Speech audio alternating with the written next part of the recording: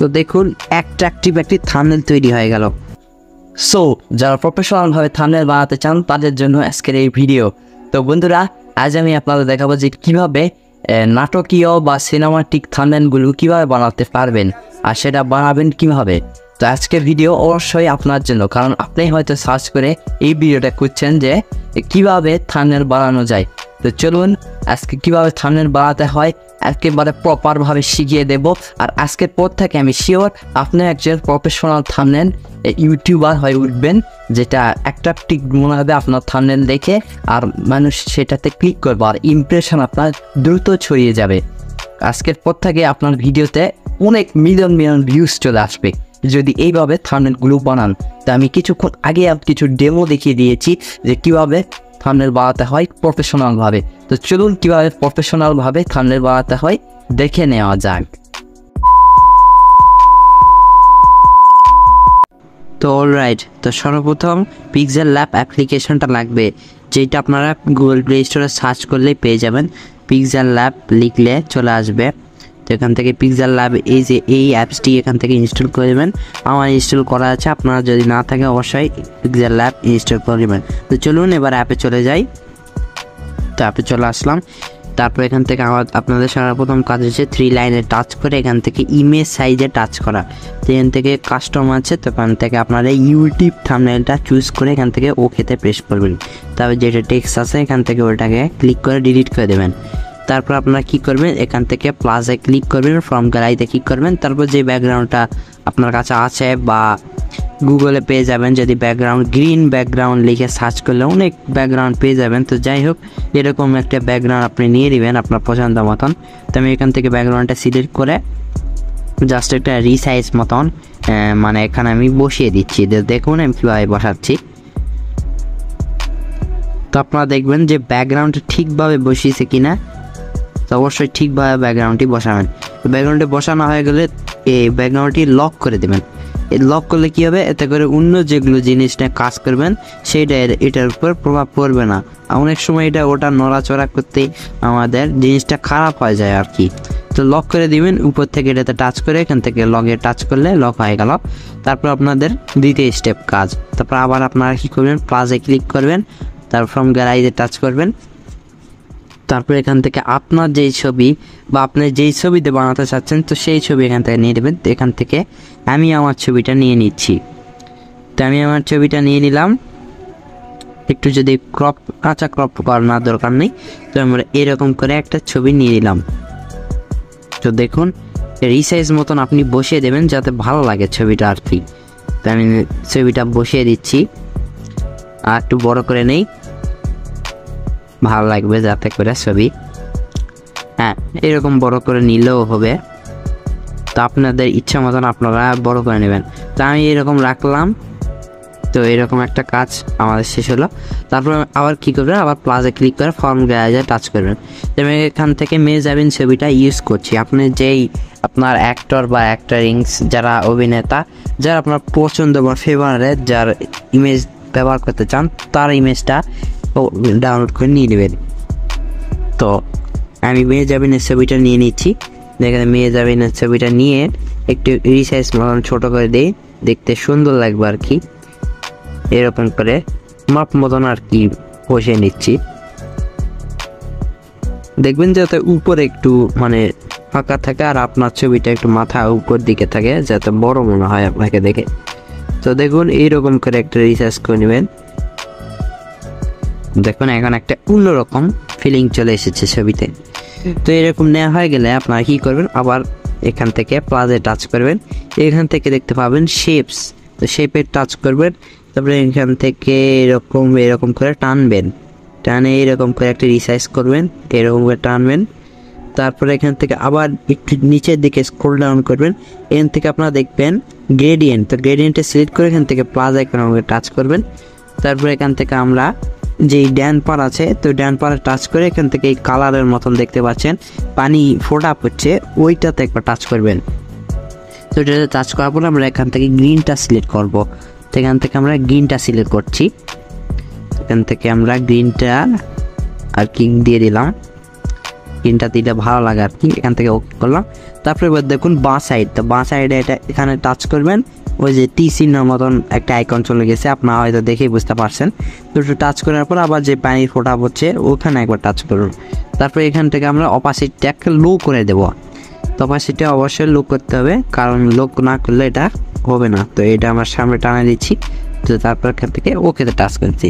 তো আমাদের অপাসিটিটা একেবারে লো হয়ে গিয়েছে, শুধু গ্রিনটা থাকবে আর অপাসিটিটা লো। এখান থেকে আমরা ওকেতে টাচ করলাম। তারপর আমরা এখান থেকে এটা আবার রিসাইজ করে এরকম করে আমাদের যে নাটকের আমরা যে থাম্বনেল তৈরি করছি সেই থাম্বনেলের নিচে এরকম করে বসিয়ে দেবেন, এরকম করে বসিয়ে দেবেন, তাতে করে আরেকটি অন্যরকম লুক চলে আসবে। তারপর এখান থেকে টিকে টাচ করবেন, টিক মার্কে টাচ করবেন। একটু যদি মনে হয় তো নিচেও নামিয়ে দিতে পারেন, যদি ভালো লাগে তো আপনার।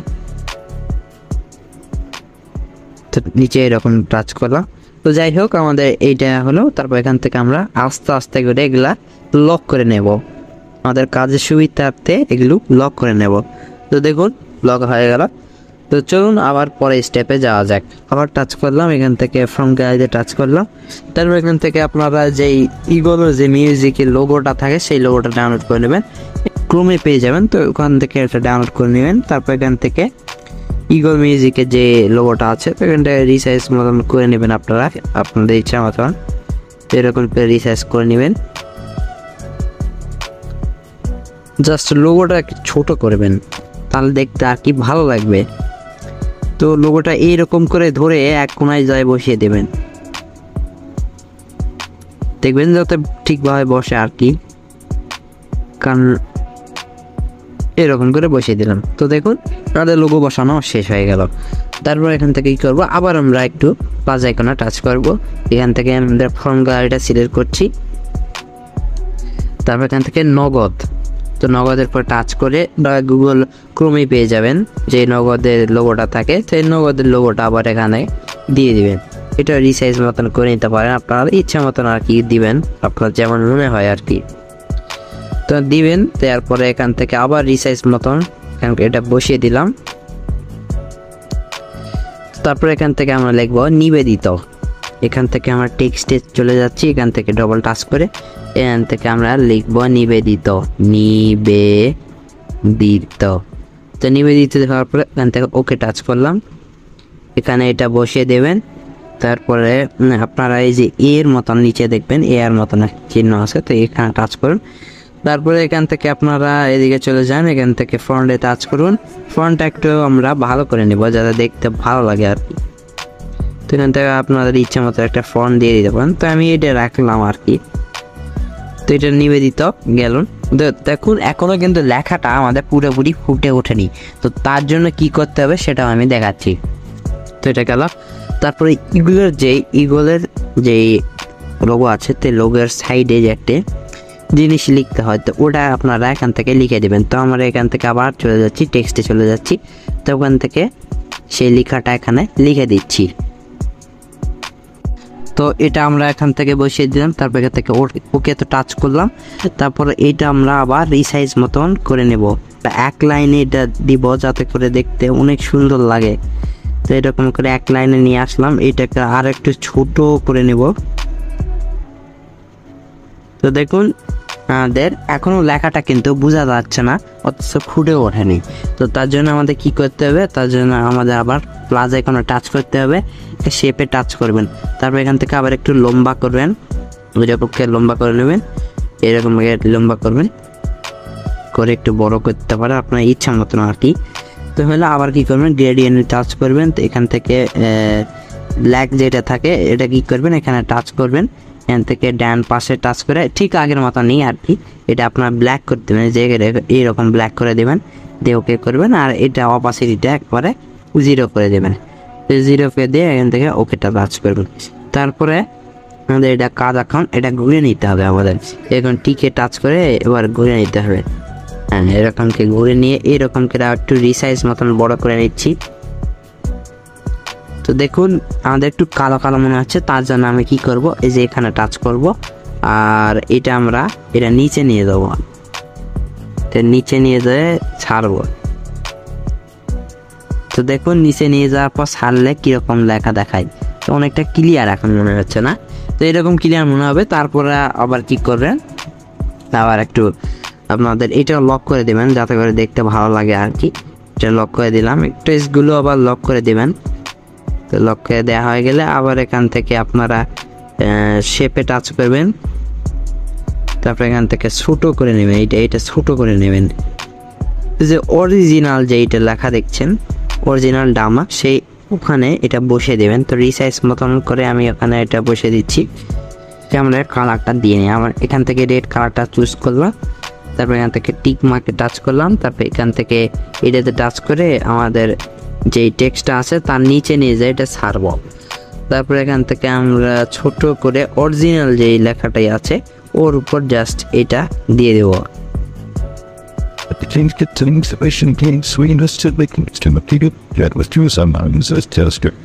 তো দেখুন অরিজিনালের উপর এটা দিয়ে দিয়েছি। তো আপনারা চাইলে এই যে এই জিনিসটাকে আরেকটু মানে করতে পারেন, আর একটু বড় করে দিতে পারেন, তা যাতে দেখতে ভালো লাগে, বা এটা কাছে আনলেও ভালো লাগতেছে, আপনার ইচ্ছা মতন এটা করে নেবেন। তো আমাদের এরকম কাজ শেষ হয়ে গেল। এখন এখানে লিখতে হবে আপনাদের একটি নাটকের নাম দেবেন। তো আমি চাচ্ছি যে নাটকের নাম দেব ভালোবাসার প্রহর। জাস্ট এটা সিরিয়াসলি কেয়ার নেবেন না, আপনাদের বোঝানোর ক্ষেত্রে এটা আমি বলছি। তা আবার টেক্সটে চলে যাবেন, এখান থেকে টেক্সটে যায়, এখান থেকে লিখবেন, ফার্স্টে লিখবেন ভালোবাসা, ভালোবাসা। তো ভালোবাসা লেখা হয়ে গেলে ওকেটা টাচ করবেন। তারপরে এখান থেকে এটা নিয়ে আসে, ধরেন এটা আমি লক করে দিই যাতে করে আপনার সুবিধা হয় আর কি বোঝাতে। এটা লক করে দিই, এগুলো সব লক করে দিবেন তাহলে অনেক সুবিধা হয় আর কি।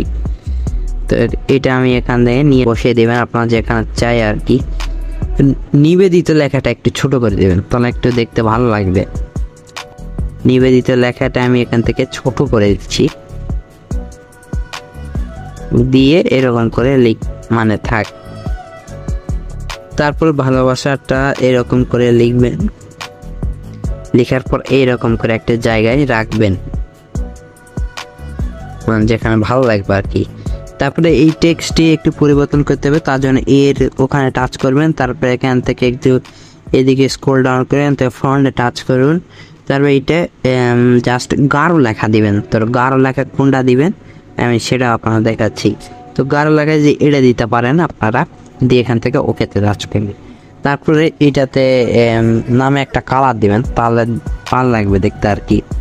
তো আমি নামে একটা কালার দিবেন, অথচ আপনার স্টককে ব্যবহার করতে পারেন, স্টক ব্যবহার করলেও ভালোই লাগে। তো স্টক ব্যবহার করতে পারেন এরকম যদি আপনার মন চায়। তো তবে স্টকে আমি লিখব প্রহর, আবার চলে যাচ্ছি এখান থেকে টেক্সটে চলে যাচ্ছি, এখান থেকে ডবল টাচ করলাম, এখান থেকে প্রহর লিখলাম, প্রহর লিখে উপরেতে টাচ করলাম। আর এটা এনে এখানে আমরা ছাড়ছি, এরকম করে রিসার্চ করবেন। আবার এটা পরিবর্তন করে দেবেন ঠিক আগের মতন করেই।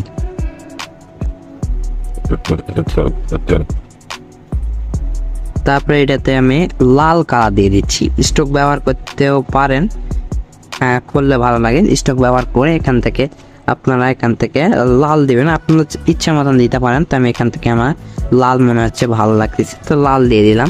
তো দেখুন অন্যরকম একটা ফিলিং চলে এসেছে। তো আবার লিখতে পারেন এখানে টেক্সটে যা লিখতে পারেন অভিনয়ে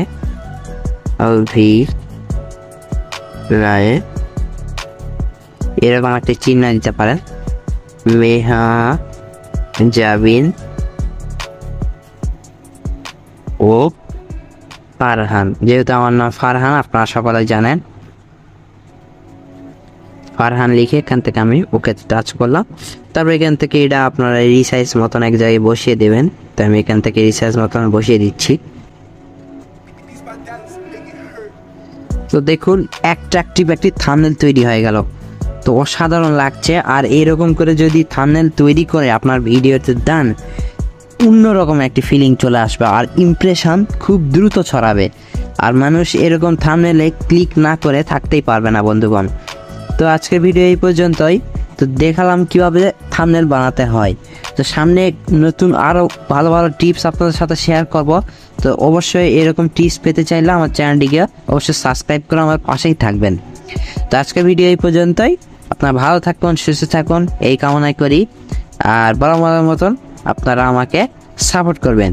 তো সবাইকে ভিডিওটি দেখার জন্য অসংখ্য ধন্যবাদ। আল্লাহ হাফেজ।